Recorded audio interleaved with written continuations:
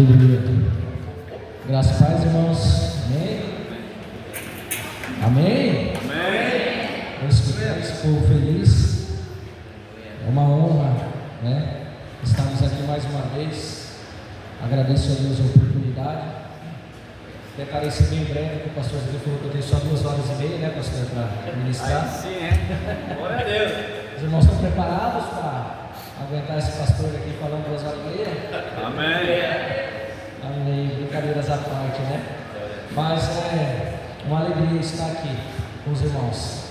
É motivo de muita alegria a gente poder sair de nossa casa, do nosso lar, sair da nossa cidade, para estar aqui com essa parte do corpo, com a família de Deus. Eu me alegro e meu coração está radiante nessa manhã de ver cada um de vocês aqui. Fico feliz em reencontrá-los. Alguns, como foi dito, estão trabalhando, né? Não pode estar aqui, uma pena, mas que o Senhor possa falar com você nessa manhã. Antes de entrar na palavra, irmãos, quero falar algo para os irmãos.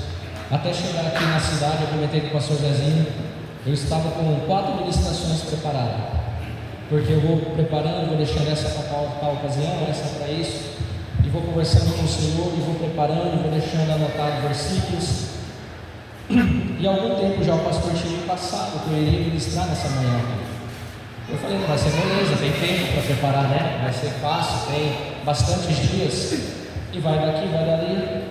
Mas até chegar aqui, até o momento do louvor, irmãos, eu não sabia o que eu ia ministrar. Eu não sabia o que o Senhor queria falar, porque eu não posso subir aqui em cima do altar do Senhor e falar o que eu quero, o que eu acho que a igreja precisa. Eu preciso consultar o Senhor. Amém. E antes do louvor eu falei, Senhor, o Senhor sabe, está tudo preparado, está tudo do meu jeito, mas faça tudo do seu jeito.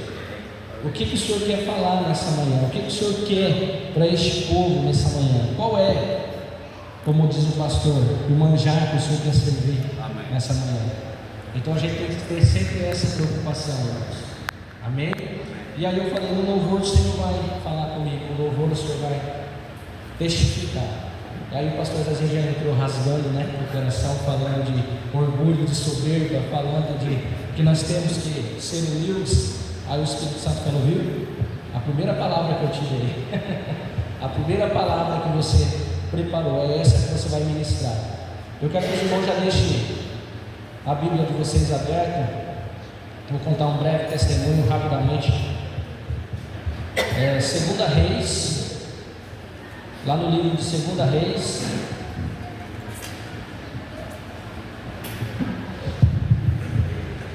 Segunda Reis 5. Uma história bem conhecida dos irmãos, mas eu quero discorrer algumas coisas que o Espírito Santo falou no meu coração. Irmãos, esses dias atrás eu adentrei num propósito do Senhor, adentrei num jejum que Deus estava me cobrando há alguns dias já. Deus estava falando comigo há algum tempo para me fazer um propósito, um jejum de 21 dias. E eu fui procrastinando, fui deixando, fui levando, fazer um jejum aqui, um jejum ali, e o Senhor cobrando. Eu quero 21 dias de propósito na minha presença. Jejum, oração, meditação da palavra. E eu já fiz outras vezes, jejuns extensos, mais longos. Mas irmãos, esse foi o mais difícil. Difícil por quê, pastor? Por causa do tempo, que é longo? Não. Por causa da opressão, por causa da resistência de Satanás. Aí eu entendi por que o Senhor queria esse tempo comigo. Irmãos, eu nunca senti tanta opressão, tanta resistência no jejum, como eu fiz esses tempos atrás. Eu fiquei 21 dias só me alimentando de legumes. E eu não como muito legumes. Eu não tenho costume de comer, né? Então quer dizer, eu fiquei mais na batata, 21 dias. O Senhor me levou a esse momento porque Ele precisava falar comigo algumas coisas, porque eu precisava parar para ouvir a voz do Senhor. E eu comecei a orar antes de entrar no jejum, e o dia que eu entrei no jejum eu já comecei a sentir uma opressão. E nesse tempo que eu estava em propósito, que eu estava em jejum, a minha oração é: Senhor, o que o Senhor quer falar comigo? O Senhor não me trouxe para esse lugar para simplesmente eu parar de comer. para simplesmente eu ficar sem me alimentar da forma que eu sempre me alimento. Eu creio que isso daqui é para matar a minha carne, isso daqui é para me fazer dar atenção para o Senhor. Então fala.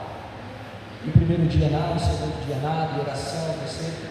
No quarto dia Deus começou a me dar sonho, Deus começou a me dar revelação, Deus começou a me dar entendimento. Mas eu pergunto para os irmãos, o que vocês acham que Deus falou comigo, irmãos? Eu tenho casa, eu tenho carro, eu tenho bênçãos para você.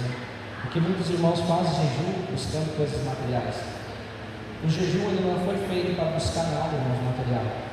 O jejum foi feito para te aproximar mais de Deus, para matar a sua carne. Você conseguir conquistar coisas materiais é consequência da sua intimidade com o Senhor, da sua fidelidade, como foi colocado aqui.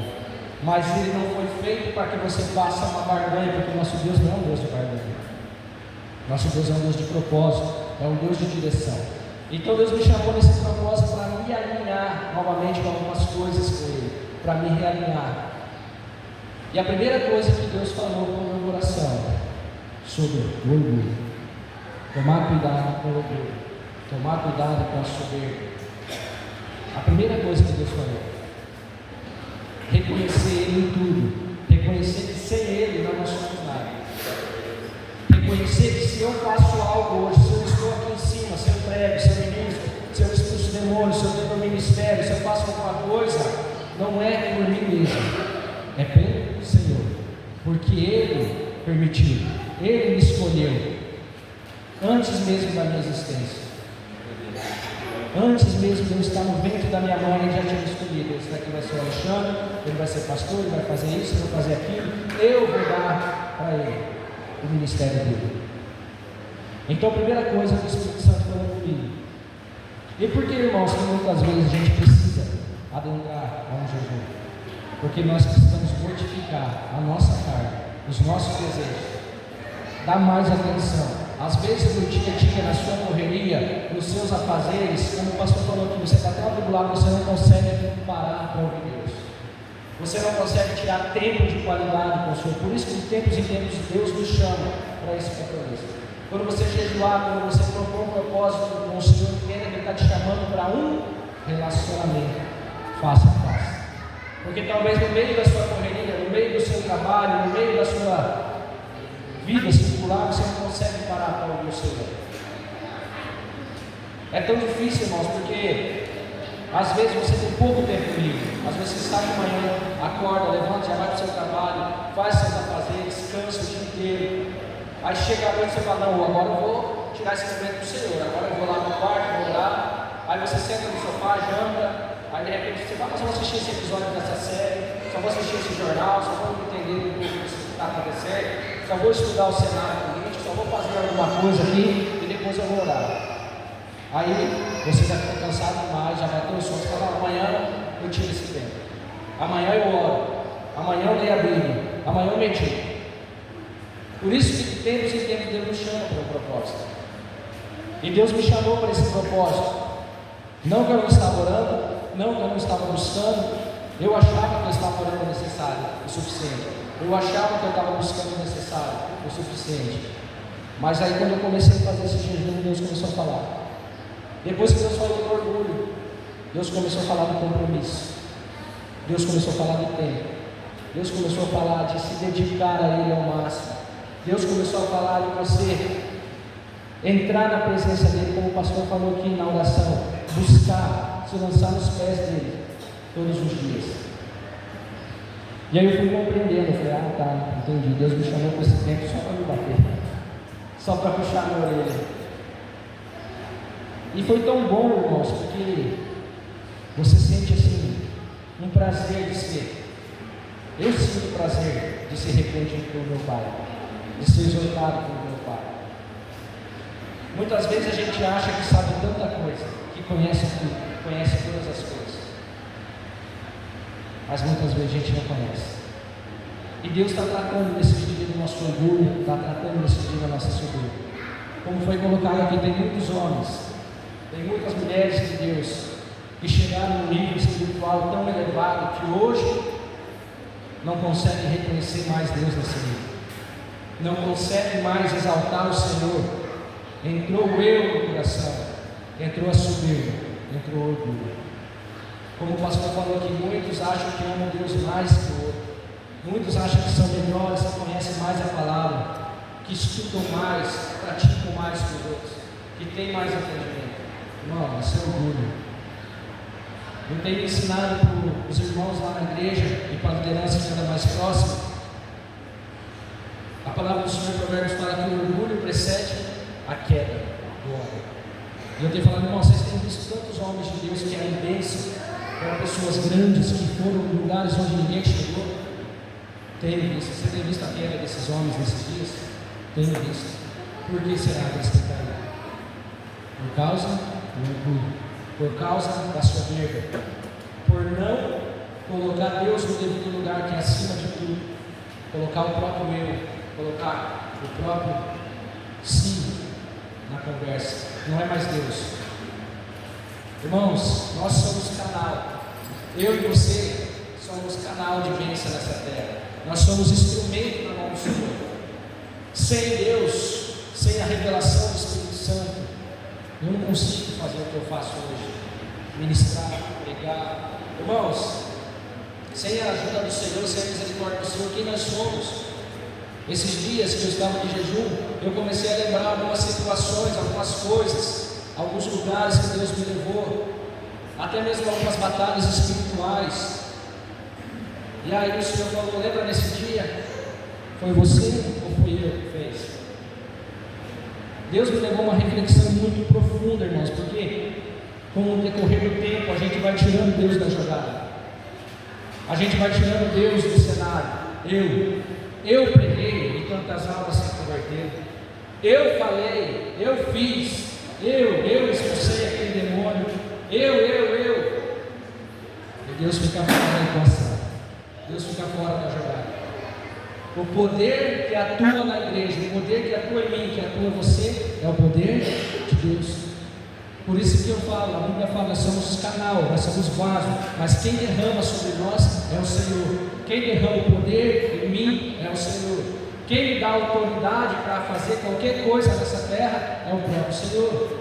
Lucas 9, Jesus falou para os seus discípulos: eis que vos dou autoridade para expulsar os demônios, ferir os demônios e curar os enfermos. Aí tem muitos pastores, muitos homens de Deus, super-homens de Deus, que expulsam o demônio e fica se achando. Fica achando que ele é o super-homem. Fica achando que o poder provém dele. O poder não vem de nós, vem de Jesus, porque ele falou: eis que vos dou. Ou seja, ele nos deu sim autoridade. Ele te deu sim autoridade. Se você é discípulo, você tem autoridade. Mas preste atenção que ele deu autoridade para os seus discípulos, para aqueles que seguem a ele, para aqueles que confiam nele, para aqueles que acreditam nele, para aqueles que o receberam. Não é qualquer um que tem autoridade, irmãos, para impor a mão sobre o endenado. Não é qualquer um que tem autoridade para bater a mão sobre a enfermidade e mandar e ordenar que ela seja retirada daquele corpo. São os discípulos, porque é de Deus que provém o poder. Então, se eu e você estamos no Jesus, se eu e você estamos em Deus, nós temos autoridade, nós temos poder. Só que o poder não é nosso. Muitos confundem esse poder com o poder humano. Eu tenho poder, amém, você tem, mas esse poder não é seu, esse poder não provém de você. Você é um instrumento de Deus. Se você estiver obedecendo, se você estiver fazendo o que Ele ordena, e Ele vai te honrar, e através de você, você vai executar maravilhas, grandes coisas, grandes obras.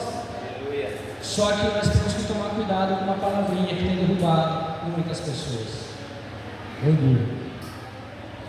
Eu fiz, eu faço. Se não é eu, se não é só o pastor colocar a mão na cabeça do endemoniado, o inferno vai criar, porque ele é o super-homem. Não, irmãos, Deus não quer que nós tenhamos essa atitude. Ele veio nessa terra como homem, como foi colocado aqui. Ele podia ter impérios, ele podia ter servos e servas, mas ele se humilhou. Efésios fala que ele se humilhou, se fez como homem, esqueceu, deixou de lado a sua divindade e andou como homem, e foi humilde, obediente, e obediente até a morte. O que nós temos que fazer, o que nós temos que compreender, é que nós temos que obedecer a Deus. E nesse que já é uma introdução da ministração, nesse período que eu fiquei 21 dias de jejum, irmãos, foi muito difícil, não foi fácil, eu nunca passei por um processo desse, porque o inimigo tentava de todas as formas tapar meus ouvidos, de todas as formas, porque ele sabia que isso ia gerar algo, ia mudar algo em mim. Ele sabia que essa conversa diária com Deus ia transformar alguma coisa e ele ia sair perdendo isso tudo. Porque quando nós ouvimos a instrução de Deus, quando nós ouvimos a voz de Deus, irmãos, Satanás sempre perde algo. Ele perde o domínio, ele perde a corrente que está sobre isso de você muitas vezes e que nós não estamos enxergando. E aí, continuando orando, buscando o Senhor, tá, Deus, e agora? O Senhor falou sobre orgulho, o Senhor falou sobre compromisso, o Senhor falou várias coisas. Mas o que o Senhor quer que eu faça? Qual é a vontade do Senhor para esse dia? Porque o Senhor me chamou para esse momento. E eu querendo entender. Aí Deus me deu um sonho, uma revelação do sonho. E falou que era para eu continuar conduzindo a igreja dele para a salvação. Que era para continuar pregando a palavra, continuar e nunca perder a simplicidade, a humildade do Evangelho. Quando Deus falou isso, eu acordei na madrugada, eu orei, e falei, Senhor, mas eu já tenho feito, eu já tenho pregado. Aí o Senhor falou, o Espírito Santo falou, eu já não estava mais sonhando, estava acordado. Mas intensifique o seu trabalho, não pare de trabalhar, porque eu estou à porta e logo eu venho. Prepare as minhas ovelhas, prepare a minha noiva, se prepare. Foi um grande dia, que eu estou voltando. Quando aquilo soou nos meus ouvidos, assim, me encheu o coração de temor, de amor ao mesmo tempo, de medo, sabe? E eu entendi que o Senhor, Ele quer me usar, e Ele quer te usar. Ele quer fazer grandes coisas, mas o maior trabalho que Ele quer que eu e você façamos é conduzir as ovelhas, é levar as ovelhas à salvação, ao caminho correto. Ali eu entendi por que o Senhor me chamou e entendi o porquê da opressão satânica, eu entendi o porquê do peso espiritual. Irmãos, eu estava em jejum, mas quando eu ia orar, parecia que eu não queria orar, parecia que eu não conseguia ler a Bíblia, parecia que eu não conseguia falar com o Senhor, porque o inimigo não queria que eu ouvisse do Senhor.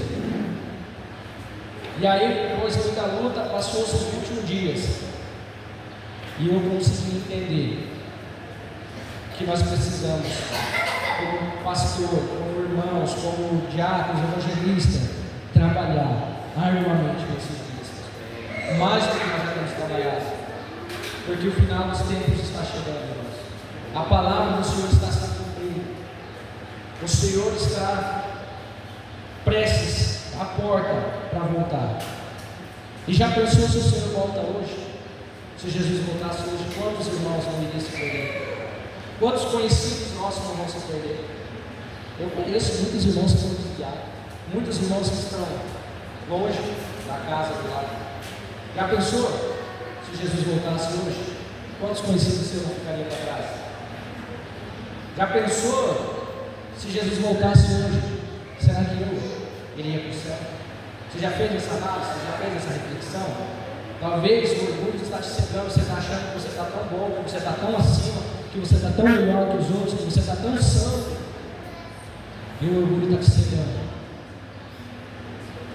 E você não está percebendo que se Jesus voltasse hoje, talvez nem você iria, talvez nem eu iria. Não é errado, irmãos, você precisa ter convicção da sua salvação. Então você precisa se policiar todos os dias, porque de acordo com a sua conduta nessa terra, de acordo com a sua vivência, da forma que você vive nessa terra, que vai dizer se você vai para o céu, que vai ditar se você vai para a eternidade com o Senhor. E o orgulho, irmãos, é o que tem derrubado muitas pessoas.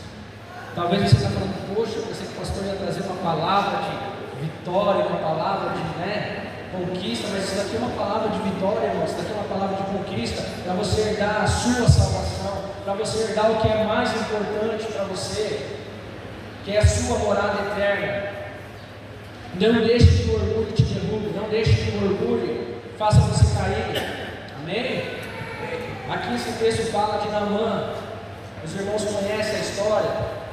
Um homem, um comandante dos exércitos da Síria, um homem respeitado no seu país, um homem que tinha um cargo, uma posição, como foi falado aqui, que tinha tudo, riquezas a seu favor, tinha ali o agrado do seu rei sobre ele, tinha o favor do seu rei sobre ele. Era um homem que talvez não tivesse sentido falta de nada fisicamente. Amém. Não estava sentindo falta de nada no âmbito físico, mas a palavra também fala que ele estava acometido por uma enfermidade, uma doença que se chama lepra. Naquela época, essa doença era tratada pelos judeus, pelos hebreus, como uma doença que era um castigo de Deus por desobediência. Era algo terrível. Quando você vai estudar a história, o contexto, irmãos, a lepra era uma doença que era muito raro de ser curada, não tinha cura, não se existia métodos para curar. A pessoa tinha aquilo e padecia o resto da vida, a não ser que fosse por uma intervenção divina, como aconteceu, por um milagre. E espiritualmente falando, hoje a lepra se assemelha ao pecado que está no homem, se assemelha a algo que impregna em mim, impregna em você, e muitas vezes a gente não consegue se livrar dessa doença, o pecado. E esse homem, ele tinha tudo que ele precisava, ele tinha o agrado do seu rei, ele tinha ali os seus soldados, todos tinha muita estima por ele, tinha muito respeito, era um homem de posses, porque o comandante do exército ali, um dos maiores comandantes do exército, com certeza, financeiramente não faltava nada para ele, estava lá próximo do rei, tanto que quando ele vai ao profeta, ele leva muitas riquezas para entregar ao profeta, mas ele não tinha ali o que ele mais necessitava: saúde, cura. E numa certa, eu estou resumindo, irmão, nós vamos ler o texto, mas para que os irmãos entendam o contexto da história, para ganhar tempo. E a Síria, todos sabem que era um país rival, que era um país inimigo do povo de Deus. Só que eles estavam num momento de trégua, eles estavam num momento de acordo, no momento que eles fizeram uma aliança, que eles não iam atacar um ao outro. E uma de suas investidas, em um dos seus ataques antes dessa trégua, Naamã leva consigo uma menina do povo hebreu, uma menina do povo de Deus, e essa menina trabalha como escrava na casa de Naamã. E certo dia essa menina olha para sua patroa e fala assim: olha, que bom seria se esse homem, meu patrão, meu senhor, fosse até o profeta que está em Israel. Ali ele receberia cura e seria curado. E a palavra fala que Naamã, ouvindo isso, sabendo, porque Naamã sabia que era o povo de Deus, ele sabia que era Deus, embora ele fosse de um povo pagão, embora ele fosse de tradições pagãs, serviam a vários deuses, mas ele conhecia, ele já tinha batalhado contra aquele povo, ele já tinha visto muitas coisas, talvez ele já tinha escutado muitos milagres que aconteciam no meio do povo de Deus.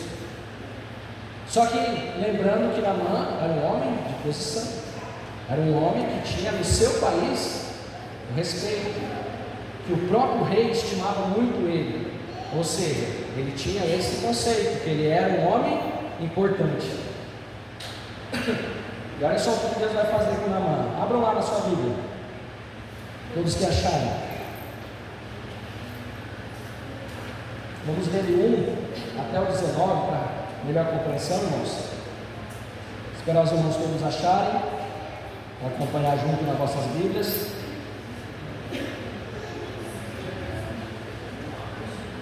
Todos acharam? Amém? Olha só, versículo 1. Naamã, o comandante do exército da Síria, era muito respeitado e estimado pelo rei no seu país. Ele era muito, que, irmãos? Respeitado e estimado pelo rei. Guarda isso. No seu país, porque por meio de Naamã, o Senhor Deus tinha dado vitória ao exército dos assírios. Ele era um soldado valente, mas sofria de uma terrível doença de pele. Algumas versões vão falar que ele sofria de lepra. Amém? Num de seus ataques contra Israel, os sírios haviam levado como prisioneiro uma menina israelita, que ficou sendo escrava da mulher de Naamã. Um dia, a menininha disse à patroa: eu gostaria que o meu patrão fosse falar com o profeta que mora em Samaria, pois ele o curaria da sua doença. Então Naamã foi falar com o rei, contou o que a menina tinha dito, e o rei ordenou: vá falar com o rei de Israel, entregue esta carta a ele. Então Naamã saiu levando uns 350 quilos de prata e uns 70 quilos de ouro e 10 mudas de roupa finas. A carta que ele levava dizia assim: esta carta é para apresentar Naamã, o meu oficial, eu quero que você o cure. Quando o rei de Israel leu a carta, rasgou suas roupas em sinal de medo e exclamou: como é que o rei da Síria quer que eu cure este homem? Será que ele pensa que eu sou Deus e que tenho o poder de dar a vida e de tirá-la? Ele está querendo briga. O profeta Eliseu soube do que havia acontecido e mandou dizer ao rei: por que o senhor está tão preocupado? Mande esse homem venha falar comigo, que esse homem venha falar comigo, e eu mostrarei a ele que há um profeta em Israel. Então Naamã foi com os seus cavalos e carros e parou na porta da casa de Eliseu. Eliseu mandou que um empregado saísse e dissesse a ele que fosse se lavar 7 vezes no Rio Jordão, pois assim ficaria completamente curado da sua doença. Mas Naamã ficou muito zangado e disse: eu pensava que pelo menos o profeta ia sair e ia falar comigo, e que oraria ao Senhor, seu Deus, e que passaria a mão sobre o lugar doente e me curaria. Além disso, por acaso, os rios de Abana e Farpar, em Damasco, não são melhores do que qualquer rio da terra de Israel? Será que eu não poderia me lavar neles e ficar curado? E foi embora bravo. Amém, irmãos? Só até o 13, até o 12 por enquanto. Então esse homem tinha tudo que ele queria. Esse homem era um homem rico, próspero, comandante do exército assírios, tinha o respeito do seu povo, tinha o respeito do rei, mas ele tinha algo que ninguém podia fazer para ele, a não ser o próprio Deus. Ele tinha uma enfermidade, uma lepra que estava sobre ele. E esse homem, após a menina dar essa orientação, após a israelita falar para ele, colocou no seu coração: lá tem a cura, lá eu vou precisar, eu vou lá. E preparou ali 350 quilos de prata, não sei quantos quilos de ouro, roupas finas, e levou consigo. E é tão interessante, quero pegar 2 pontos aqui, irmãos. Primeiro, a cura que nós precisamos, ela tem uma fonte, e essa fonte é o próprio Deus. O que Naamã precisava estava em Deus, amém? Todos concordam? Ele não ia conseguir, porque ele já tinha orado a seus deuses, com certeza ele já tinha feito todo tipo de promessa, todo tipo de ritual com seus deuses, mas o que ele precisava estava no Deus vivo, no Deus verdadeiro. Então a fonte de todo milagre, a fonte de todo poder provém de Deus, como eu falei no começo. E ele entendeu isso, ele até entendeu, ele até compreendeu que ele precisava de Deus, o Deus verdadeiro, alguém que pudesse curar aquela enfermidade que nenhum outro Deus podia ter curado. Ele creu, ele acreditou e ele foi. Só que o problema é que ele não precisava ser curado só da lepra. Ele achava que ele precisava ser curado só do físico, só do que incomodava aqui a carne, da doença, das feridas, das chagas na sua carne.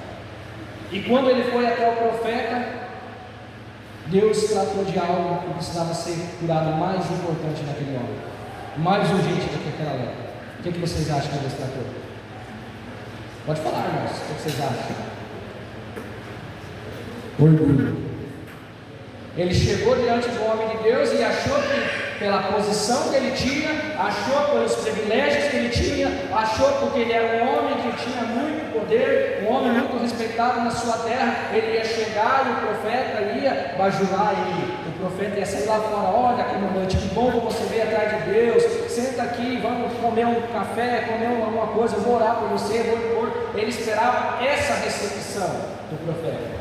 Ele achava que o que ele fazia, o que ele tinha lá na Síria, lá no meio dos deuses pagãos, era a mesma coisa com o Senhor. E ele chegou diante do profeta, e o que o profeta fez? Nem saiu de casa. Já pensou você?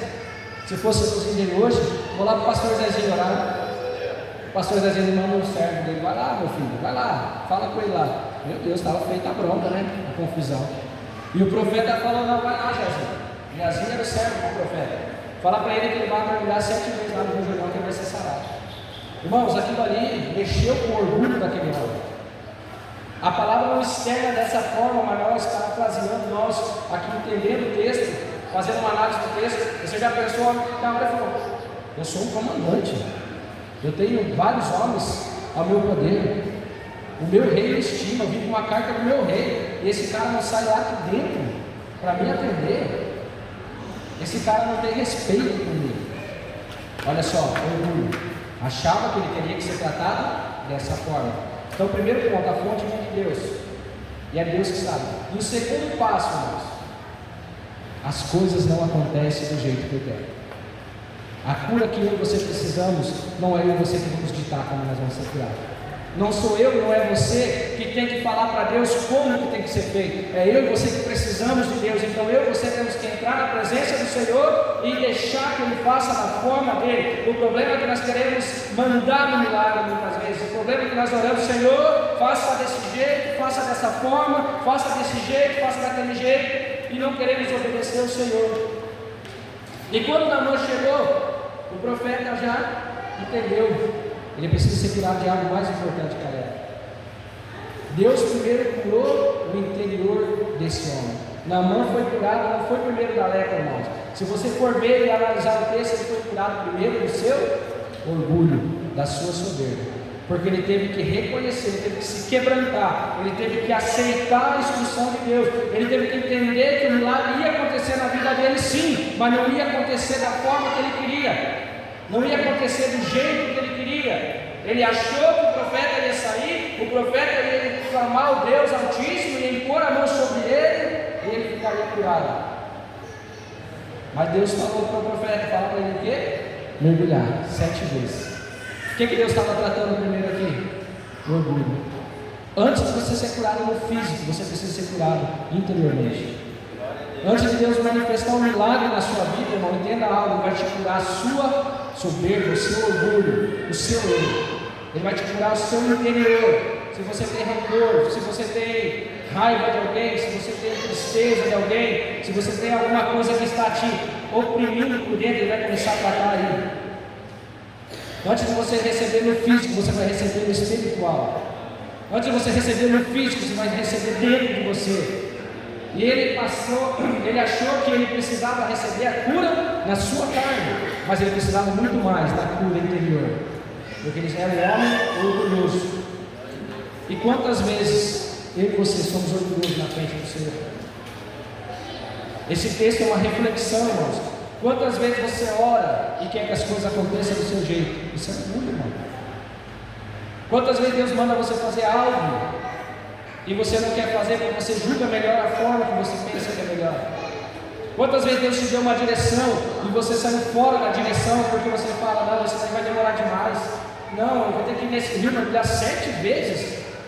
E aí ele dá contexto ao profeta, não são os rios de Damasco muito melhor que o Rio Jordão? Por que você não vai mandar no Jordão? Aí você vai estudar sobre o Rio Jordão. O Rio Jordão, irmãos, é um rio de águas escuras, turvas. É um rio de água suja. Se você buscar hoje no YouTube, vai aparecer as filmagens do Rio Jordão. Não tem beleza que atraia. Não são águas cristalinas. Aquele homem achou que ele deveria mergulhar em águas cristalinas, bonitas. E é tão interessante, sabe o que significa Rio Jordão, o nome Jordão, no hebraico original? Aquele que desce. Jordão, no hebraico original, significa aquele que desce. E o que o profeta falou para ele? Você precisa descer. É algo espiritual, algo profético aqui. O nome Rio Jordão já é profético. Aquele que desce. E o profeta tem certeza que lá dentro falou assim: esse homem precisa descer. Descer do que, irmãos? Do salto que ele estava. Descer do orgulho que estava impregnado dentro de si. Ele precisava se humilhar para receber o milagre do Senhor. E é tão bonito, não sei se os irmãos estão compreendendo isso. É tão intenso essa palavra, que quando Naamã ficou bravo, pegou todas as suas coisas e foi embora. Olha só, vamos continuar o texto. 13. Então os seus empregados foram até o lugar onde ele estava e disseram: se o profeta mandasse o Senhor fazer alguma coisa difícil, por acaso o Senhor não faria? Por que é que o Senhor não pode ir e se lavar, como ele disse, e ficar curado? Olha só, irmãos. Ele foi, ele creu que tinha cura, ele creu que ali tinha um Deus que podia curar, mas ele precisava ser curado no seu interior primeiro. E quando ele estava a ponto de desistir, na sua soberba, na sua arrogância, no seu entendimento que ele era muito importante, aquele homem menosprezou ele, ele volta, vira as costas e vai embora. E Deus primeiro usou uma menina, uma serva, para dar direção para ele. Agora Deus usa os seus servos, os seus empregados, para confrontar ele. Meu Senhor, se o profeta tivesse pedido algo mais difícil, você não faria? Qual o preço você está disposto para se curar dessa lepra? Trazendo as palavras de hoje. O que o Senhor não faria para se curar dessa lepra, para se curar desse mal? Eu faria qualquer coisa. Olha só, os próprios empregados confrontando o orgulho dele. Então é tão simples de mergulhar naquele rio, o Senhor não quer, por causa da sua posição, por causa do seu status, porque o Senhor não se julga digno de mergulhar num rio sujo, num rio com águas turvas. Deus é especialista em tratar o homem, e estava usando nesse momento, se você analisar, refletir, reler o texto, ele estava usando os empregados dele, mais uma vez, para confrontar o orgulho dele, os menores da sua casa, para confrontar. Às vezes nós somos confrontados pelos menores e não aceitamos. Às vezes vem pessoas que nós julgamos menores que nós, pastor. Mas o que esse irmão quer falar para mim que eu preciso mudar? O que esse irmão quer falar para mim que eu preciso melhorar? O orgulho não deixa, a soberba não deixa. E Deus estava usando. E olha só que interessante no 14. Então Naamã desceu até o Rio Jordão e mergulhou 7 vezes, como Eliseu tinha dito, e ficou completamente curado. A carne ficou firme e sadia, como de uma criança. Após ele ser tratado do seu orgulho, após ele ser curado da sua soberba, após ele entender que ele precisava se humilhar, ele entender que ele precisava sair do status que ele estava, que ele era melhor que os outros, que ele era maior, ele reconheceu, desceu as águas e ele foi curado. Se eu e você não reconhecer o Senhor nas nossas vidas, se eu e você não descer o salto alto, irmão, nós não vamos receber o Senhor. Nós precisamos quebrar o orgulho. E o Senhor tem falado nesses dias, o orgulho tem derrubado muitas pessoas. É por isso que você vê muitos homens de Deus, homens que são de Deus, que foram homens usados por Deus, que foram homens que arrastaram multidões, que contribuíram muito para o Evangelho, que fizeram coisas maravilhosas, que foram usados em dons, foram usados em maravilhas, foram usados em profecias, foram usados em curas, hoje estão caindo. Estão se desviando do propósito, por quê? Porque deixaram o orgulho entrar dentro do coração, perderam a essência do Evangelho, que é a humildade. Nós não podemos perder a essência da simplicidade do Evangelho. Quando Deus falou para mim que Ele queria a simplicidade, irmãos, quando Deus falou para mim que Ele queria a simplicidade, aquilo ali rasgou meu coração, porque muitas vezes nós fazemos um teatro para pregar o Evangelho, nós fazemos não, é pregar a verdadeira palavra do Senhor, é pregar que o Evangelho é cruz, que o Evangelho é renúncia, é pregar que você precisa se arrepender, que eu preciso me arrepender todos os dias. Hoje nós temos visto muito enfeite, muitas coisas para atrair o cristão para a igreja, muito, perdão da palavra, mas muito teatro, mas o Evangelho não está sendo pregado na sua essência.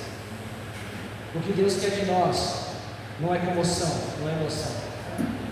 Muitos desses teatros têm trazido comoção, emoção momentânea, depois não tem cura, depois não tem continuidade. O que o Senhor quer que nós pregamos a palavra, que nós venhamos falar o Evangelho puro e verdadeiro, que Jesus liberta, que através dele nós temos acesso ao Pai. Ele quer que nós falamos que Jesus morreu naquela cruz, porque antes nós éramos inimigos da cruz, nós éramos inimigos de Deus, porquanto o homem caiu no pecado. Se você ler Romanos, você entende isso. Por um homem entrou o pecado, Adão, Romanos 5. E por esse homem entrou, pelo pecado entrou a morte, a condenação. Então o pecado fez o que, irmãos? Fez uma barreira entre o homem e Deus, criou inimizade. Ou você não lê lá em Gênesis que toda viração do dia, toda tarde, o Senhor descia ao jardim para ter o quê? Relacionamento, conversa com o homem, para falar com Adão. Creio eu, irmãos, isso não está aqui na Bíblia explicado dessa forma. E aí, Adão, como foi seu dia hoje? O nome que você deu para o animalzinho foi qual? A planta que você deu do quê? Você acha que Deus já não sabia? Deus sabia que ele ia dar um nome, qual nome ia ser. Deus deu a inteligência para ele dar o nome, mas ele queria relacionamento, ele queria que Adão tivesse um contato com ele. Quando o pecado entrou, o que aconteceu? Adão se escondeu do Senhor. Perceba que quem fez separação, irmãos, não foi Deus, foi o próprio homem que se afastou de Deus. Por quê, irmãos? A heresia, pastor. Deus ficou tão irado que se apartou do homem. Porque quando Deus desceu, Adão tinha pecado. E Deus procurou Adão. Adão, cadê você? Onde você está? Quem que se escondeu de Deus? Adão. Então, se você ler Romanos, vai falar sobre isso, vai falar que o pecado que causou separação entre o homem e Deus, causou, vamos colocar assim, um abismo, onde que o homem não chegava mais a Deus, causou inimizade dali para frente. Mas aí você lê João 3,16, se não me engano, Deus amou o mundo de tal maneira que mandou seu único filho para morrer por mim e por você. Deus sempre busca relacionamento com o homem. Deus sempre quer ter intimidade com você e comigo. Nós que se afastamos às vezes por vergonha, nós que se afastamos por causa do pecado. E com a morte de Jesus, lá em Romanos 5, se você ler 5, 6 até 8, nós vai falar aqui. A morte de Jesus na cruz nos deu novamente acesso ao Pai. 2 Coríntios 5 vai falar aqui: a morte de Jesus nos reconciliou e nos tornou amigos novamente do Pai. Então Jesus é a ponte, Jesus é o acesso. Jesus se tornou o acesso, a ponte. Mas com orgulho, com soberba, nós não conseguimos alcançar o coração do Pai, porque você não alcança Jesus. Nós temos que entender isso, irmãos, que o que Deus quer é uma simplicidade de entendimento e de conhecimento. Não é algo miraculoso, não é algo difícil demais. O Evangelho ele é simples, mas ele é eficaz, ele é poderoso, ele salva, ele liberta, ele faz o homem compreender o seu erro. Não sou contra as grandes convenções, não sou contra os grandes eventos que fazem muitas vezes o intuito de arrastar multidões para a salvação. Mas eu já assisti muitas pregações desses encontros, eu já assisti muitas ministrações, irmãos, que não passa de soberba, que não passa de ego. Não estou aqui para criticar o corpo, estou aqui para falar o que Deus tem falado nesses dias ao meu coração. Ele quer uma simplicidade, Ele quer que você fale a palavra na essência, não precisa de rodeios, não precisa de grandes teatros para falar que Jesus salva, que Jesus libera. Não precisa nós fazermos aqui um evento miraboloso, estrondoso. Precisa que eu e você, cada dia, tomamos nossa cruz e seguimos Cristo dentro da igreja, como o Evangelho manda. Basta que eu e você todos os dias se lance à presença do Senhor. Eu tenho ensinado isso lá na igreja, pastor. Todos os dias antes de sair de casa, pergunte para Deus: Pai, o que o Senhor quer de mim hoje? Deus, as pessoas que o Senhor colocar no meu caminho, o que eu tenho que falar para eles hoje? O que eu preciso falar para eles? Porque muitas vezes tem pessoas sedentas do Evangelho do seu lado, sabia? Muitas vezes tem pessoas que conhecem como crente, que conhecem como cristão, e ficam o dia inteiro, às vezes trabalhando com você, às vezes numa conversa na rua, esperando você falar assim, de Jesus. Ele quer saber quem é Jesus, mas às vezes você fala de política, às vezes você fala de economia, às vezes você fala de futebol, às vezes você fala de tantas outras coisas. Você puxa tantos outros assuntos, a pessoa fala, e Jesus? Quem é Jesus? Por que você, né? Deus falou claramente comigo. Às vezes nós deixamos passar muitas oportunidades de evangelizar. Às vezes nós olhamos pessoas do nosso lado e a pessoa está morrendo e você não sabe. E às vezes você vai falar só assim para ela: ei, Jesus te ama. Às vezes ela vai te dar uma deixa de falar que ela está passando uma luta necessidade, você fala, olha, eu tenho uma coisa para te falar, Jesus pode mudar isso daí. Aí como que Jesus pode mudar? Aí ele te deu a liberdade para você começar a falar, mano. O problema é que muitas vezes você conversa horas e horas com pessoas, você não falou nem de Deus, nem de Jesus, nem de... E aí falamos que somos cristãos, falamos que somos seguidores do caminho, mas não falamos uma palavra de Jesus às vezes com a pessoa. E às vezes dentro dela a pessoa quer saber, a pessoa quer entender, só que ela tem vergonha de perguntar. E ela espera de você. Ela fala assim, olha, o pastor Alexandre é cristão, é lá da igreja. Irmãos, eu tenho testemunho disso, quantas vezes ela está conversando com pessoas, de repente Deus fala assim, para toda essa conversa e fala de mim para ele. E a pessoa se derramar, e a pessoa escutar, e a pessoa entender. Nós precisamos estar atentos a essa simplicidade que o Senhor quer, a simplicidade do reino. O reino de Deus ele é poderosíssimo sim, tem poder, mas ele é simples. O próprio Deus, o próprio Jesus veio nessa terra como homem, já falamos isso aqui. Se desfez de toda sua divindade. O povo esperava que ele entrasse majestosamente como rei. Entrou em cima de uma jumenta. O que Jesus está nos ensinando nisso, irmãos? Humildade, simplicidade. Nós precisamos ser simples nas coisas que nós vamos fazer. Nós precisamos ter um coração humilde. Nós não podemos ser como esse homem soberbo. A partir do momento que você permitir que Deus cure dentro de você o orgulho, a soberba, você vai receber de Deus os milagres. Você vai receber do Senhor aquilo que você tanto almeja. Porque Naamã achava que ele precisava ser curado na sua carne. O que importava para ele era a lepra, o que importava para ele era o seu corpo físico. Mas Deus viu algo maior, algo que precisava ser curado naquele homem. Amém?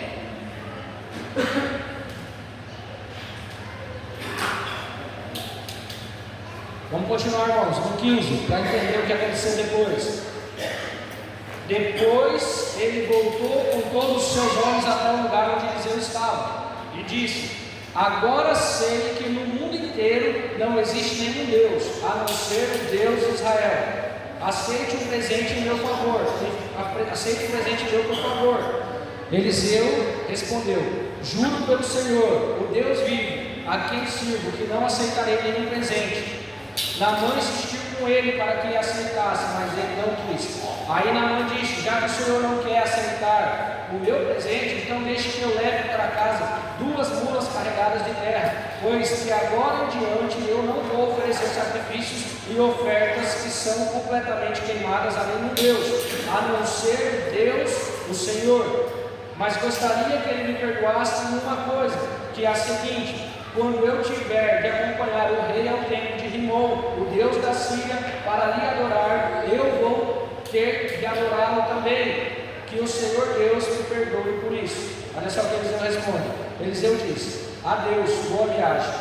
Quando Naamã já estava um pouco longe, Geazi, o empregado de Eliseu, começou a pensar: o meu patrão deixou que Naamã fosse embora, sem pagar nada, e ele deveria ter aceitado o que o assírio estava oferecendo. Juro pelo Senhor, Deus vivo, que vou correr atrás dele e receber alguma coisa. E aqui só para terminar o versículo, irmãos. Mas você percebe o que aconteceu aqui? Após ele ter quebrado o seu orgulho, após ele ter entendido que as coisas não acontecem da forma que você quer, é da forma que Deus quer, ele reconheceu que não existia outro Deus. Esse homem teve uma cura interior primeiro, teve a sua cura física e teve a sua mente transformada. Ele entendeu que não existia outro Deus. Ele entendeu que só Deus podia fazer o que foi feito na vida dele. Tanto que ele ficou tão temoroso que ele pede para o profeta perdoar ele. Porque como ele era o comandante do rei, o rei tinha seu tempo de adorar lá o rei Rimon, que era o rei da Síria. Ele falou: quando eu estiver aí, eu vou ter que ir para o rei, porque eu sou servo dele, mas que o Senhor me perdoe. Em algumas versões, o Eliseu vai falar assim: boa viagem, vai em paz. Mas o que importa aqui? Que esse homem, incrédulo, que esse homem, pagão, vamos por assim dizer, precisou de Deus, foi até Deus, foi curado onde ele menos esperava, que o que ele mais queria era a lepra, que fosse curado. E após ser curado, tanto da lepra e tanto do seu interior, ele teve a sua mente liberta. Quando você deixa Deus te curar no seu interior, você tem a sua mentalidade transformada, você tem a sua mente transformada. Quando você quebra o seu orgulho dentro de si, quando você reconhece Deus, você fala: Deus, eu não sou nada, o Senhor é tudo na minha vida. Ele transforma o seu pensamento e a sua mentalidade. Por isso que tem muitos homens com a mente cauterizada, muitos homens que se acham o que não são, muito orgulho, muita soberba, e muitas vezes maquiada de santidade. Ah, sério, pastor? Sim. Tem muita soberba, muito orgulho, maquiada de santidade. Eu faço, eu liberto, eu transformo, eu prego, eu toco, eu sou o melhor músico, eu sou o melhor pregador, eu sou o melhor. Isso não é santidade, isso é soberba. Se você quer ser o maior no reino de Deus, você precisa ser menor. Aquele que quer ser servido primeiro, sirva a todos os demais. Isso serve para mim como liderança, isso serve para vocês que estão na caminhada com Cristo, que não alcançaram a liderança dele. Não deixe o orgulho, não deixe a soberba entrar no coração. Não se sinta melhor que o seu irmãozinho, que você julga às vezes pequeno. Não se sinta melhor daqueles pregadores que muitas vezes pregam com uma humildade, com uma simplicidade, que eles até tremem para pregar, que às vezes eles erram todas as palavras. Eu já escutei ministrações de pastores que erram todo o texto, que não tiveram estudo que eu tive, talvez, mas a essência da pregação fala tanto com a gente, a essência da humildade do Evangelho é a simplicidade. Às vezes ele vai falar uma palavra que ele fala errado e a gente é ruim, mas o Espírito Santo está com ele, não adianta nada. Deus tem falado isso, não adianta nada. Todo o seu estudo, toda a sua sabedoria humana, sem o Espírito Santo. Não adianta, sem unção. Teologia sem unção é só a faculdade. Não sou contra estudar, eu não tenho teologia, irmãos. Não julgo necessário, no meu ponto de vista, ser um teólogo, mas eu estudo isso daqui, noite e dia, a palavra. Porque muita teologia é baseada em conhecimento humano. Você pega os cursos teólogos hoje, é a visão do pastor tal, é a visão do pastor fulano tal. A maior teologia que você pode ter está aqui todo dia no seu quarto. E o maior professor que pode te ensinar é o Espírito Santo. Como eu falei, não sou contra. É bom estudar quem estuda, quem faz teologia, quem faz. Amém. Mas se a teologia vier sem o acompanhamento do Espírito Santo, é só uma faculdade a mais, é só conhecimento a mais. O próprio apóstolo Paulo disse: no que é devido à lei, no que eram os ensinamentos dos pergaminhos da lei, eu sei de tudo. Mas quando eu encontrei a Cristo, eu me desfiz de todo o meu conhecimento para viver o que ele queria me ensinar. O apóstolo Paulo estava sendo preparado por Gamaliel, um dos sacerdotes, para ser sacerdote. Ou seja, foi circuncidado com 8 dias de idade. Ninguém podia julgar o apóstolo Paulo porque ele não entendia da lei. Não entendia. Só que a lei não era capaz de suprir algumas coisas que ele estava vivendo, que ele estava passando. A lei servia para apontar o pecado dele, mas não servia para perdoar o erro do pecado. O apóstolo Paulo fala o quê? Então eu escolho me desfazer de tudo. Filipenses 3, né, pastor, se não me engano. Eu escolho me desfazer de tudo para viver Cristo e aprender com Ele. Então o melhor professor que você tem, está aqui na palavra, que te deu todos os exemplos que você precisa. Jesus Cristo. Ele foi cumpridor de tudo, da lei, ele fez o que tinha que ser feito, ele andou nessa terra como homem, ele morreu uma morte de cruz, mas ele foi obediente, ele te ensina. E ele ainda falou mais, em João: eu vou, preciso ir, chegou a hora, mas eu vou deixar alguém para ajudar vocês. Quem ele deixou? O Espírito Santo.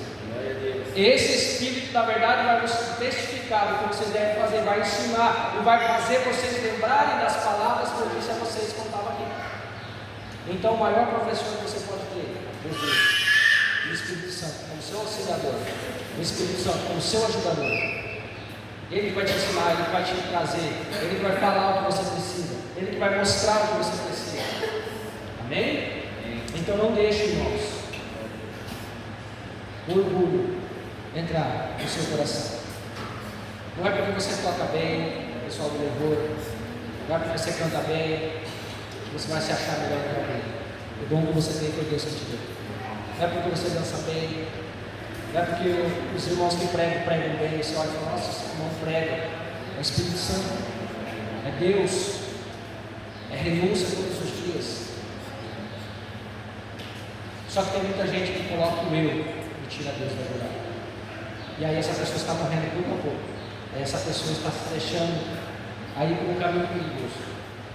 Aí uns dias antes de terminar o meu jejum, orando ao Senhor, Deus falou assim, eu vou fazer um realinhamento. Vou realinhar a minha igreja nesses dias. E isso daqui é um realinhamento. Deus está tratando. O que é realinhar? O que é? Você está numa linha, não tem? Vamos colocar aqui no ferro, trilho. De repente esse trilho pende para o lado, sai. O cara tem que vir, os trabalhadores têm que puxar para mim. Ele é preso com umas espigas, eu não sei o nome.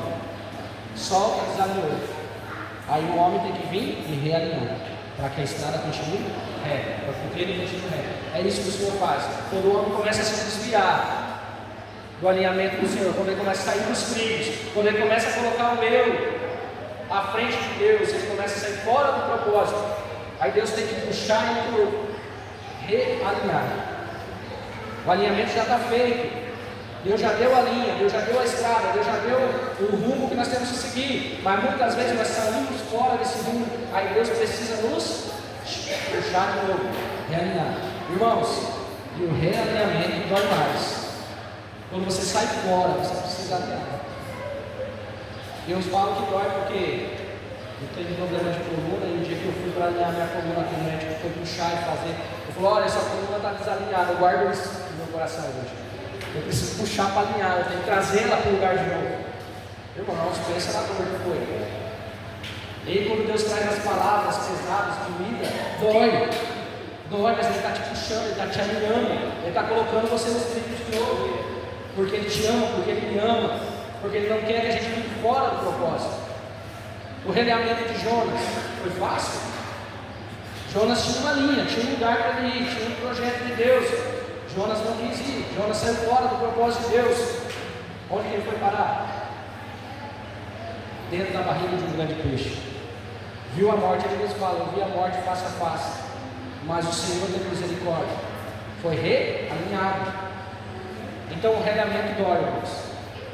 O realinhamento não é fácil, mas nós precisamos aceitar. Nós precisamos permitir que Deus nos realinhe, para que nós não andamos fora do propósito de Deus. Às vezes muita gente está achando que está andando no propósito de Deus e está totalmente na contramão, está indo lá para o lado que não é nem para ir. Aí vai doendo, porque Deus vai trazendo, vai realinhando. Deus quer te realinhar. Então aceite isso no seu coração. Aceite as palavras de exortação. Deus tem para nós vitórias, tem para nós riqueza, tem, tudo isso é promessa de Deus. Mas Ele está muito mais preocupado com o propósito dele. As promessas, as riquezas, as bênçãos são consequência da nossa vida em obediência, da nossa vida dentro do propósito do Senhor. Se você estiver dentro do propósito do Senhor, pode ter certeza que as bênçãos te acompanharão, elas te seguirão. Então aceite o realinhamento, aceite que Deus realinhe você. Se você, nesses dias, irmão, faça uma reflexão, faça uma análise. Se você perceber que há algo que você fazia antes, você deixou de fazer, para o Senhor, faça, volte a fazer. Se você perceber que você não faz com a mesma intensidade que você fazia antes, para o Senhor, realinhe o Senhor e faça, porque é Ele que está te chamando para realinhar. Eu comecei a ver algumas coisas lá no ministério, uma delas foi o louvor. Ele tem muita dificuldade com o louvor, e Deus falou, realinha, começa a ensaiar, começa a trazer. Eu vou mandar no momento certo. Vocês reclamam que tem falta disso, que tem falta daquilo, mas faça com o que vocês têm. E nós começamos a ensaiar novamente, marcar ensaios. Porque senão você vai deixando de lado, você vai deixando, você vai esquecendo de fazer com excelência. E o Senhor quer que nós façamos com excelência a obra dele. Então, se você perceber nesses dias, irmãos, não se assuste, começar a vir na sua mente, nossa, mas antes eu limpava a igreja, eu ia lá limpar, hoje eu não limpo mais. Amém, começa a fazer novamente. Antes eu pregava, hoje eu não prego mais. Antes eu cantava, hoje eu não canto mais. Nossa, antes eu tinha tanto amor de ir nos cultos, hoje é uma luta para mim. Realinha, o Senhor te chamando com realinhamento. Por que eu estou dando vários exemplos, irmão? Porque talvez com você o alinhamento que Deus tem que fazer em você é diferente do que tem que fazer em mim. Mas permita, peça a Deus, pergunte, Deus, onde eu estou falhando? Em algum momento, Deus, por causa do meu orgulho, eu deixei de servir o Senhor. Em algum momento, por causa do meu orgulho, eu estou indo fora do propósito do Senhor. Muita gente sai fora do propósito, irmãos, porque não aguenta o processo. O processo de Deus é árduo. Não é fácil. É fácil ser cristão hoje aqui? Pode falar, irmãos, é fácil ser cristão nesse mundo? Não é. É um mar de rosa ser cristão? Não é. Você é julgado, você é apedrejado, você é caluniado muitas vezes, você é perseguido. Mas Jesus não falou que ia ser fácil. Jesus falou: tem de bom ânimo, que eu ensino. E se o mundo nos odeia, primeiro me odiou, também vai odiar vocês. Então não é fácil. Se falaram para você, se algum pregador, se alguém falou para você que para você vir para Jesus que ia ser um mar de rosa na sua vida, que era fácil, esse homem foi mentiroso. Esse homem não apresentou a verdade para você. No mundo tereis aflições, mas tem bom ânimo, porque eu venci o mundo. O que Jesus promete para o cristão? Qual que é a maior promessa de Deus para mim e para você? De Jesus? Salvação, vida eterna, galardão lá no céu. Amém? Então, irmãos, não é fácil você ser cristão. Não é fácil você cumprir com o seu chamado, mas é necessário. Deus está confiando em mim, está confiando em você. Se Ele te entregou algo nas suas mãos, é porque Ele confia em você. Ele quer que você faça com excelência.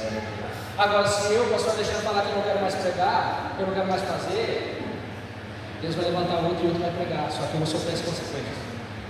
Eu vou pagar o preço assim como Jonas pagou. Mas a obra de Deus não vai parar por causa de mim. Outro orgulho que está dentro do coração de muitos crentes: se eu não fizer, ninguém mais faz. Se eu parar de dançar, se eu parar de pregar, se eu parar de cantar, onde vai arranjar outro? Irmãos, é Deus que manda. Então não tenha orgulho, tenha amor, tenha zelo. Entenda que se Deus te deu, é porque Ele confia em você. E reconheça, quando você ministrar, quando você fizer alguma coisa para Deus, que não é você, é o próprio Deus que está em você, que te capacita a fazer. Sabe o que tem derrubado muitos homens de Deus, muitos pregadores, muitos músicos? Baixa oração. Nossa, mas hoje você cantou que, olha, nem os anjos do céu cantam desse jeito. Aí o irmão, verdade, eu cantei, né? Eu canto assim mesmo de vez em quando.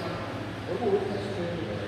Nossa, pastor, você pregou que parece que o próprio pregador Paulo estava aqui em cima do altar. Acho que nem Paulo, na sua grandeza, foi melhor que isso. Aí o pregador aceita. É verdade. Né? Eu prego bem, Nossa, começa. Orgulho, soberba. Cuidado com a bajulação. Cuidado com as estratégias de Satanás. Nossa, você pegou aí.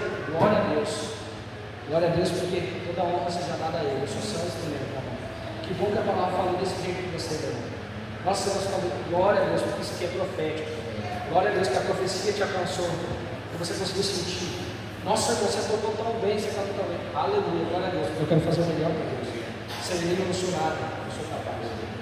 Cuidado. Tem muitos massageadores de Satanás, massageando ele, de cristão, para derrubar ele. Amém?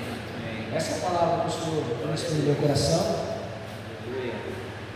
Espero que você tenha sido ministrado, tocado nessa manhã, estou acostumado a ministrar à noite, nessa manhã, e que o Espírito Santo conduza vocês mais e mais esses dias. Se permita que Deus realinhe você ao propósito dele. Se você percebeu que em algum momento, irmão, você saiu fora, nem que seja um pouquinho do propósito, já se conserta com o Senhor, já se realinha e fala: Senhor, não me deixe sair fora do seu propósito.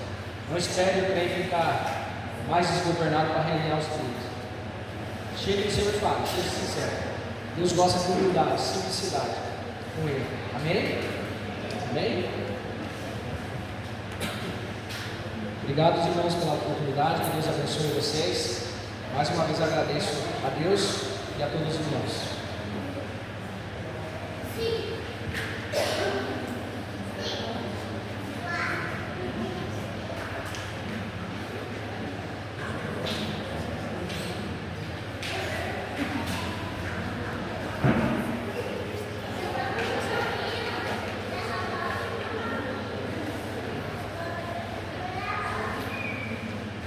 Amém?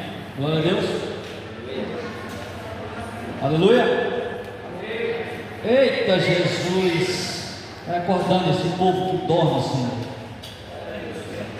Que bom, né? Que bom que nós podemos receber essa palavra, esse alimento, né?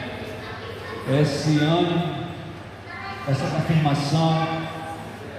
Que Deus abençoe o pastor Alexandre, a sua família grandemente, né? Que Deus cada dia se revele a ele, abre os olhos espirituais dele, né? Porque na administração, irmãos, a gente, se você prestar atenção, você vai entender conselhos que nós podemos olhar para dentro de nós e ver como precisamos melhorar, porque sem Deus nós não somos nada. Ele mesmo disse, né? Se nós não estivermos na videira verdadeira, nada podemos fazer. Amém? Enquanto o pastor estava ministrando, veja bem, a palavra vai nos falando, vai nos dizendo, vai nos revelando, né, nessa manhã. Porque muitas das vezes, irmãos, a gente não compreende, nós sempre queremos, né, a Nova Jerusalém. Amém? Glória a Deus. Aleluia. Nós queremos a Nova Jerusalém. Nós queremos entrar no reino dos céus. Mas para entrar no reino dos céus começa aqui. A entrada no reino de Deus começa aqui, irmãos. Nós devemos parar com essa fantasia, com essa fábula de que está indo bem. Começa aqui, irmãos. Porque o próprio Jesus disse assim, que nós somos lançados como ovelha ao matador. Presta atenção, que a todos os dias é necessário, é tempo de mudança. Amém? E que nós possamos entender, né, que às vezes é num lugar simples, com pessoas que você não conhece, com pessoas que muitas vezes você desacredita que Deus está lhe dando a bênção, porque foi assim com Naamã, sim ou não? Amém? Glória a Deus! Oh Jesus, tenha misericórdia, Senhor. Oh meu Deus! Oh Jesus! Coloque-se de pé, igreja.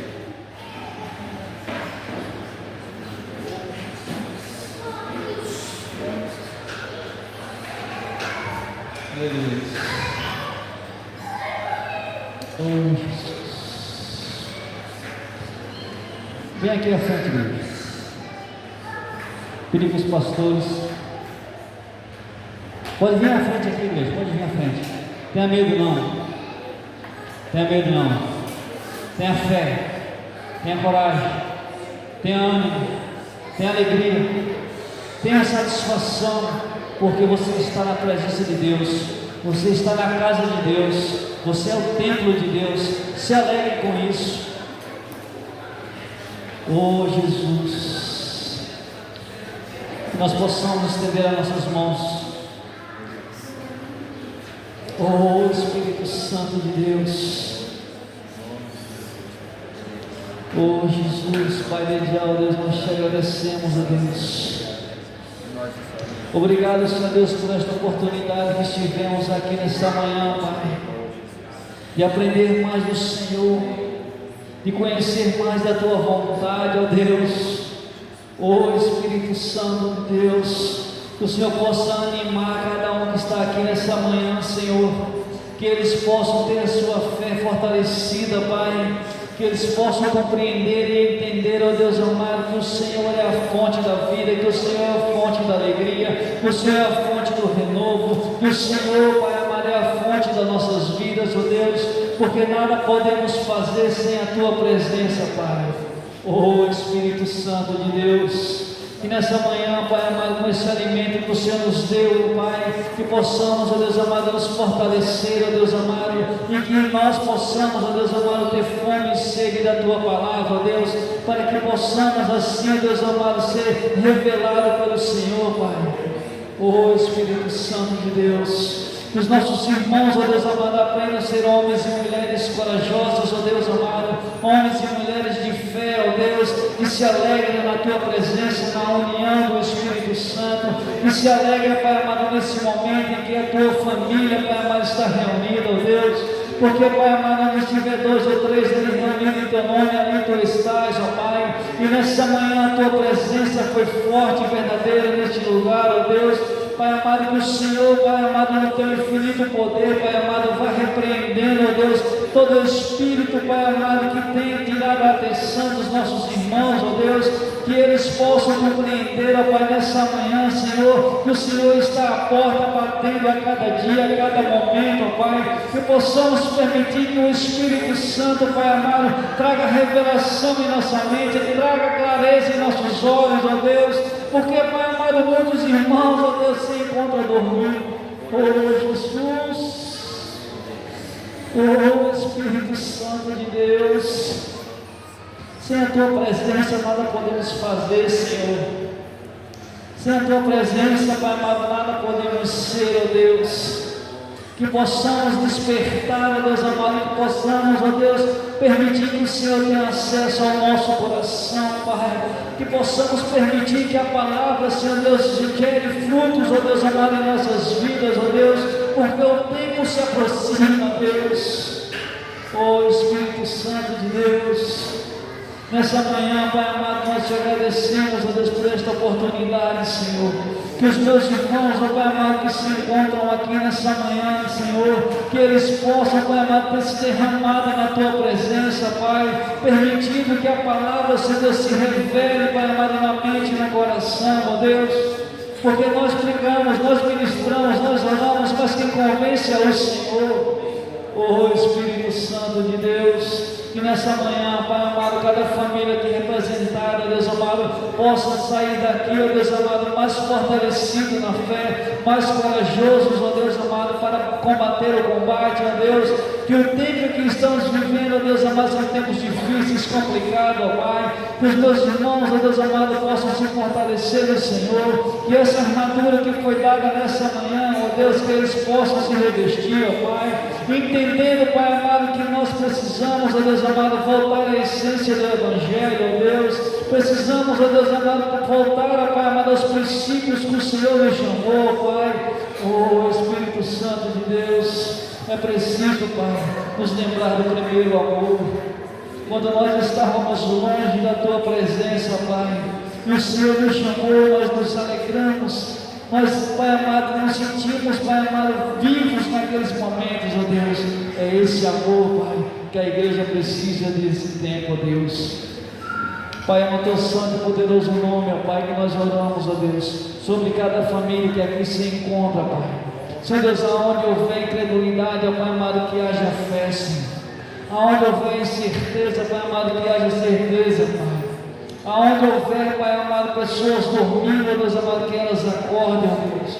Pai amado, nós nesse momento, Deus amado, como ministro da Tua palavra, Senhor, nós unimos, ó Deus, a nossa fé com a fé dos nossos irmãos, ó Deus amado, e decretamos a vitória, Pai, em nome do Senhor Jesus. Assim, Pai amado, assim, meu irmão, como o Senhor dizia para aquelas pessoas, que seja feita conforme a sua fé. Pai, é no Teu santo e poderoso nome, ó Deus, que nós oramos, te agradecemos, ó Deus, por esse tempo que estivemos aqui reunidos, Pai. Obrigado pelo cuidado que o Senhor teve com o pastor Alexandre e sua família, Senhor. Que o Senhor nos trouxe aqui nessa manhã seguro, Pai amado. Pai amado, o Senhor os livrou dos acidentes, dos incidentes, nós somos gratos ao Senhor. Que o retorno para seu lar não seja diferente, Pai. Que o Senhor esteja com ele, Pai amado, guardando, livrando, protegendo em nome do Senhor Jesus. Porque a Tua graça, Pai amado, é abundante na vida dele, ó Deus. Que ele possa compreender, ó Pai amado, as revelações dos céus, ó Deus, para cuidar do Teu rebanho, Pai. É no Teu santo e poderoso nome, ó Deus, que nós oramos e te agradecemos, ó Pai. Nós te agradecemos, ó Deus amado, pelo alimento, Pai amado, que o Senhor nos deu, ó Deus. Nós abençoamos, Pai amado, o alimento, Pai amado, que iremos desfrutar neste momento, Pai. Nós abençoamos a carne, abençoamos o arroz, abençoamos a farofa, abençoamos a salada. Pai, no Teu santo e poderoso nome, ó Deus. Nós abençoamos, ó Pai amado, os alimentos aqui. Nós consagramos ele ao Senhor, em nome do Senhor Jesus, em nome de Jesus. Que diremos nós, igreja? Glória a Deus.